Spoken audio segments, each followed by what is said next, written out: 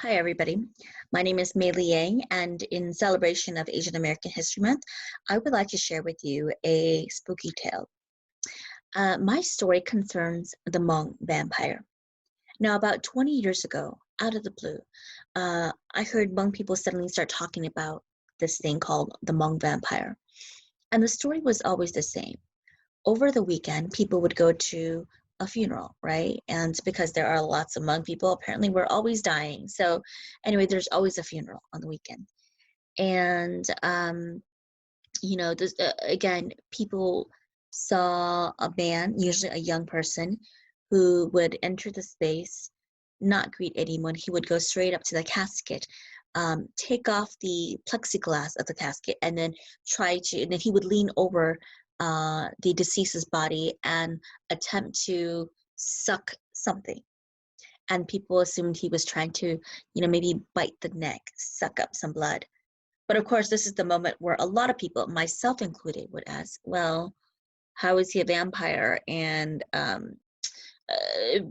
because vampires need blood, right? And all of these dead people have been embalmed, so there is no blood. So what the heck? Is he stupid or something? So I dismissed this as a joke, but still, stories of the Hmong vampire kept surfacing. In fact, one day I came to work and this older Hmong gentleman said to me, Meili, because that's what people called me back then. He said, Meili, over the weekend they caught the Hmong vampire. His name is blah blah blah. Is it your husband? And okay, just for the record, my husband has a pretty common name, and I have been in the same room with 3 people with the same name as him. So yeah, no, my husband was not moonlighting as the Hmong vampire. Still, what was interesting about his story was that they had caught somebody, right? They had caught somebody physical, somebody maybe human. Now, a couple weeks after this conversation happened, my husband's grandma passed away. And we had her funeral at the Dale Street Funeral Home, which doesn't exist anymore, but it used to be one of the main Hmong funeral homes. And something to keep in mind is that Hmong funerals are traditionally like a 4-day long process, right? You start on Friday, you end up burying the dead on Monday morning.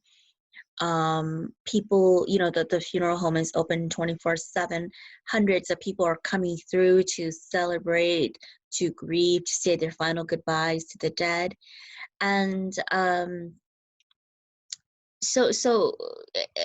one of the things that usually happens at funeral homes is that there are a couple of rooms. There's usually the main room, which I'm going to call the mourning room because people go to mourn. And by the casket, there's usually a bunch of women who sit and they guard the casket.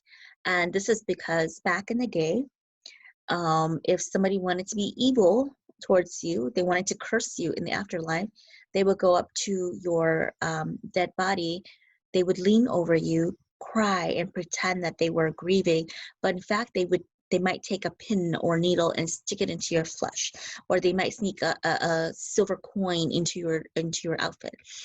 This is because traditionally Hmong people believe that when we go into the afterlife, right, we don't want any metal on us. So this is their way of cursing you. So anyway, so this is one room. Another room is the kitchen. Another room is the dining room where people eat.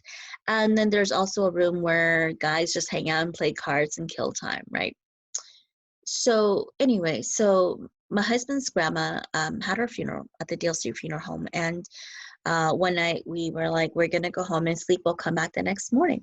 And so that's what we did. My husband and I went home, slept.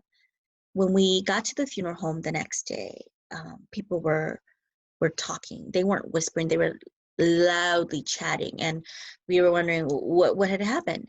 So what had happened in the middle of the night was, of course, a lot of people had left the funeral home just like us. And so there were only a couple of men in the card room, and in the morning room was my mother-in-law and my sister-in-law who were watching grandma's body.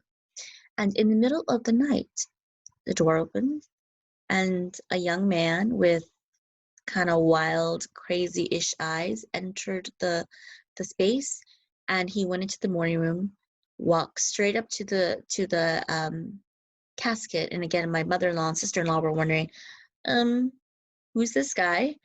Which is not unusual because the Hmong community, there are a lot of people who are related to you that you don't know.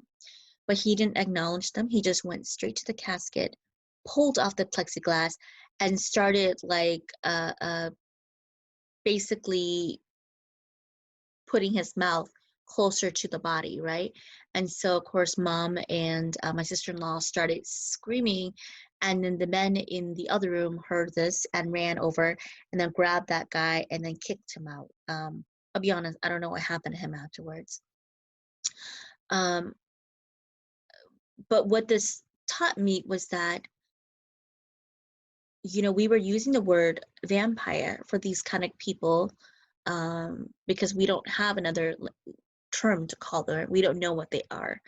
But what's interesting for me is that, you know, we don't know. We don't know. Maybe these guys are mentally ill. Maybe they are spiritually gifted. I don't know. But over the years, I've heard people whisper more things about these kinds of Hmong vampires. I've heard people say that when these guys go and approach the dead, they're not trying to suck blood. They're in fact trying to suck out people's life force. They're trying to take the souls of the dead. They're collecting spiritual power for evil purposes, right?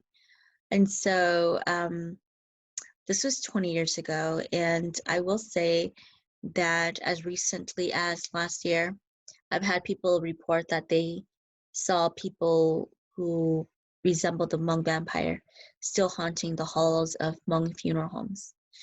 So anyway, be on the lookout for them, and if you hear screaming, go out and help them, and this time don't just kick them out. Find out who the heck these people are. You know, call the cops maybe. That might be a good idea. Have a good Asian American History Month.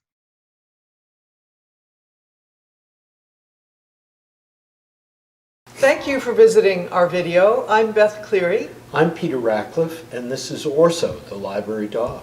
We are the co-founders and co-executive directors of the East Side Freedom Library in St. Paul, Minnesota. Our mission is to inspire solidarity, work for justice, and advocate for equity for all. If you enjoy our programming and want to support our work, please visit our website, eastsidefreedomlibrary.org.